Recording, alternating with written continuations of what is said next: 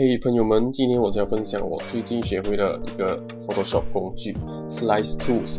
我想要把这一张图片分成8个部分，然后 save 成8张图片。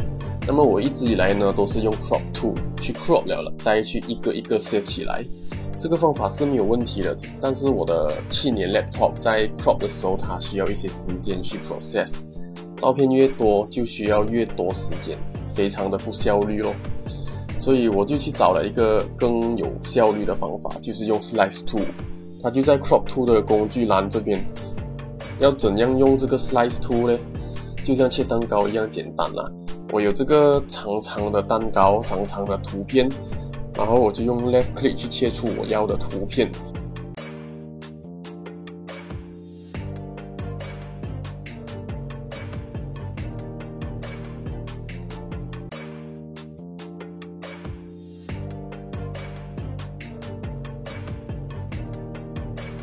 你可以看到这个蓝色的框是我切出来的7块蛋糕，我们叫 User Slices。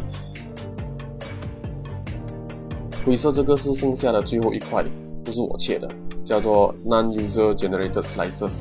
如果不明白的话不用紧，等下 Save 的时候就会明白了。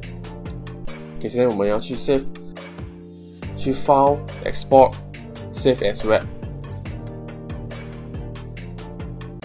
你可以在这里选择你要 save 哪一块图片。Format 换去 JPEG， 然后 Max Quality。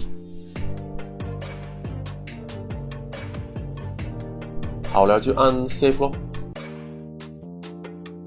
这个 Slice 选项哦，你按下来你可以看到3个选项。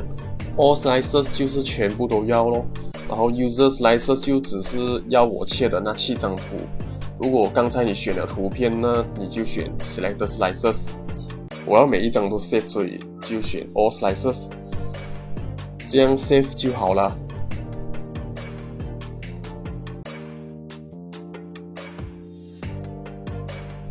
OK， 拜拜。